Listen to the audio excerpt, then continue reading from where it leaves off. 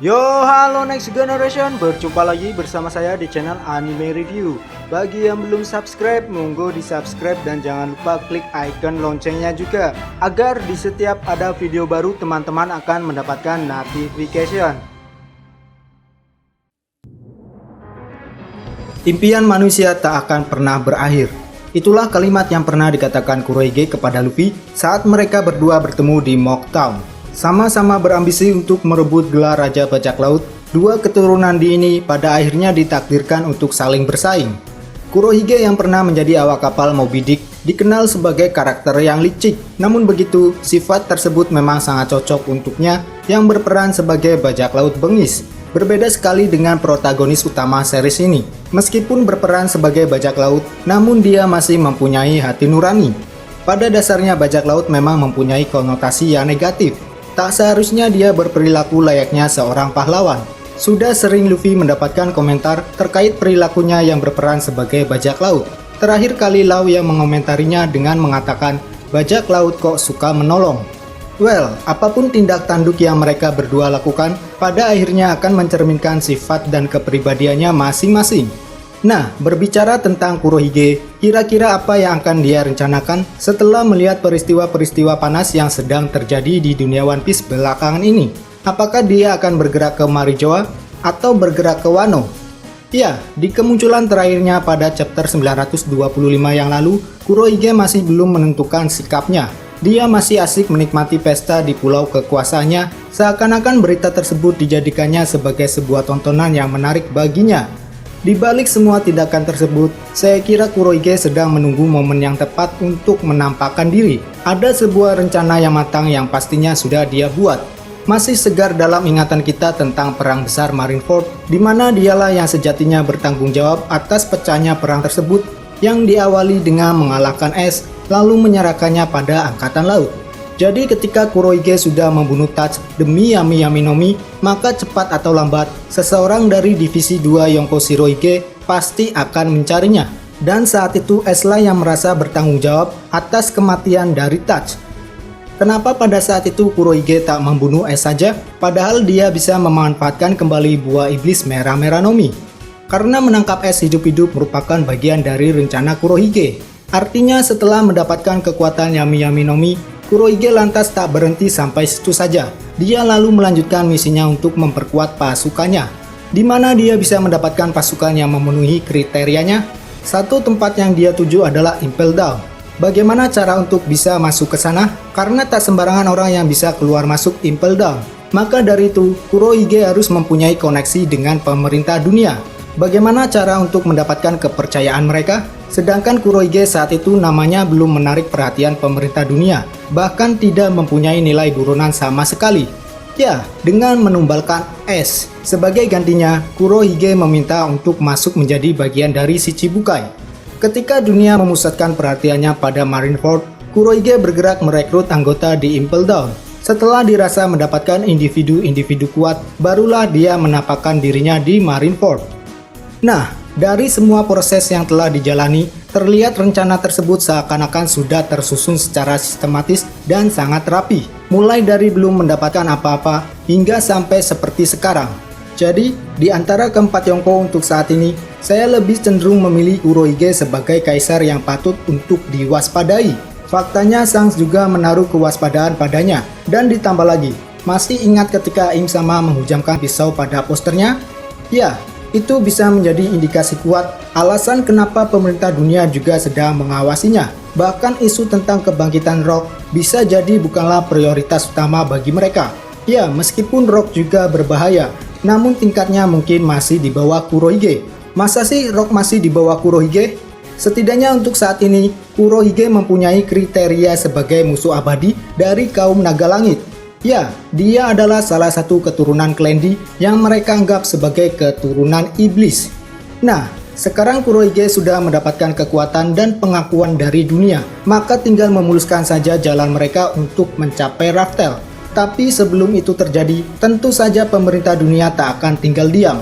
Melalui perintah Im Sama, Gorosei sudah siap untuk melancarkan aksi pembersihan besar-besaran karena menurut mereka dalam chapter 908 mengatakan bahwa keseimbangan dunia tidak bisa selamanya dipertahankan.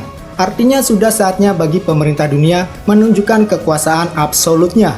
Baik Shirahoshi, Luffy, dan Kurohige harus bersiap-siap jika suatu saat mendapatkan kejutan dari para Gorosei. Selanjutnya, skenario yang tak kalah menarik adalah ketika nanti pemerintah dunia melawan bajak laut Kurohige. Apakah mungkin kedua belah pihak tersebut akan terlibat konflik? Sangat memungkinkan. Jika Luffy saja sudah pernah memporak-porandakan 3 wilayah istimewa pemerintah dunia, baik itu Enies Lobby, Impel Down, dan Marineford, kenapa juga Kurohige tidak bisa? Nah, selama eksistensi pemerintah dunia masih berdiri tegak, maka saya kira akan sulit bagi Kurohige untuk mencapai Raftel. Maka dari itu sebelum ke sana, saya kira mereka harus menjatuhkan pemerintah dunia terlebih dahulu.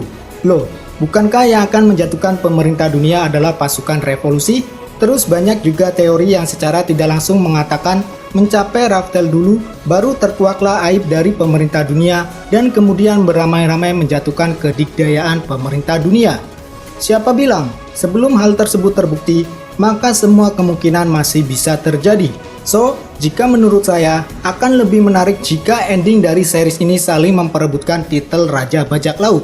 Karena sejauh ini, apapun yang berhubungan dengan abad kekosongan, baik itu Poneglyph dan Raftel, maka di situ akan ada campur tangan pemerintah dunia, di mana dengan segala kekuasaannya, mereka akan menghancurkan siapapun yang mengorek-ngorek sejarah kelam masa lalu.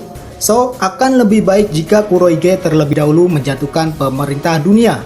Nah, terkait dengan Revo Army, ingatkan, selama ini bajak laut Kurohige selalu mencampuri urusan pasukan revolusi. Bahkan secara tidak langsung, merekalah bajak laut yang secara terang-terangan terlibat konflik dengan Revo Army. Mungkin mereka juga satu-satunya kelompok bajak laut yang berani mengganggu pasukan revolusi. Jika melihat dari sistem organisasinya saja, kedua kelompok tersebut sudah sangat berbeda jauh. Lalu untuk apa Kurohige repot-repot mengganggu Revo Army? Jadi menurut pandangan saya, baik pasukan revolusi maupun bajak laut Kurohige masih memiliki potensi yang sama untuk menjatuhkan tirani pemerintah dunia. Entah bagaimana caranya, mungkin bisa dengan menunggu perang antara pemerintah dunia melawan pasukan revolusi, di mana ketika sebagian besar kekuatan kedua belah pihak melemah, lalu kemudian bajak laut Kurohige datang. Ya, seperti ketika di Marineford dulu, karena pada dasarnya mereka mempunyai sifat licik namun juga cerdas dalam memanfaatkan situasi. Sudah menjadi ciri khas dari Kurohige untuk tidak melakukan duel yang tidak menghasilkan apapun. Contohnya ketika ditantang Shanks untuk melanjutkan perang di Marineford, atau ketika dia menjadikan Bonnie sebagai alat tukar dengan pihak angkatan laut. Tapi ketika tahu yang mendatanginya adalah Akainu, dia memutuskan untuk pergi. Saya kira dia bukannya takut, melainkan mencoba menghindari duel yang tak menghasilkan apa-apa. Berikutnya beralih ke skenario selanjutnya. Nah, ketika kedudukan Gorosei maupun Im-sama sudah terjatuh, maka hanya ada satu musuh terakhir bagi mereka yang sekaligus menjadikannya jalan terakhir bagi Kurohige agar bisa mencapai Raftel. Ya, siapa lagi kalau bukan SHP? Ingat, mencapai Raftel bukan cuma bermodalkan keberuntungan. Bagi mereka yang ingin menapaki kakinya di pulau terakhir dari Grand Line, mau tidak mau harus bisa membaca petunjuknya dari Road Poneglyph. Atau jika tidak, mereka harus mempunyai suatu keahlian yang disebut dengan Voice of All Things. Jika salah satu dari keduanya tidak dikuasai, maka tertutup sudah jalan mereka untuk bisa mencapai Raftel. Ini merupakan sebuah fakta yang sudah pernah Rayleigh sampaikan, bahwa Roger pun bisa mencapai Raftel karena mempunyai kemampuan Voice of All Things. Nah, sampai sejauh ini belum ada tanda-tanda jika Kurohige memiliki kemampuan Voice of All Things. Maka dari itu satu-satunya alternatif adalah dengan memanfaatkan keahlian Nico Robin dalam menerjemahkan tulisan-tulisan yang ada di Poneglyph.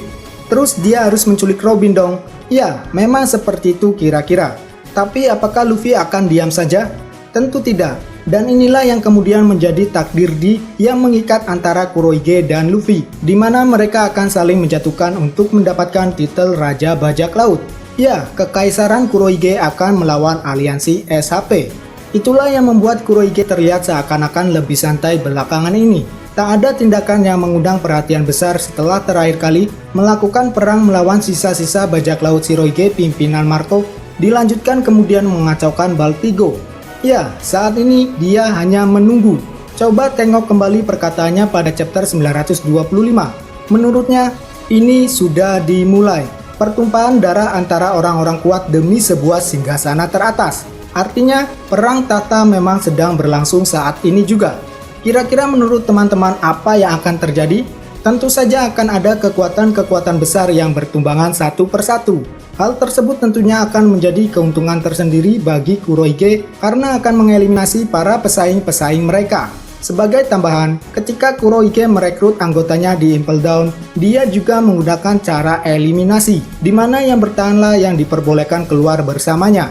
So, peristiwa tersebut ada korelasi dengan bagaimana kepribadian yang dimiliki oleh Kurohige. Ya, saya kira itulah pembahasan Kurohige yang saya yakin dan percaya akan penuh dengan pro dan kontra. Apapun yang terjadi, saya hanya sekedar membagikan pendapat saya mengenai salah satu karakter antagonis terkuat dalam series ini. Well, jika teman-teman menyukai video ini, jangan lupa like, share, dan komen. Ditunggu juga subscribe-nya. Cheers!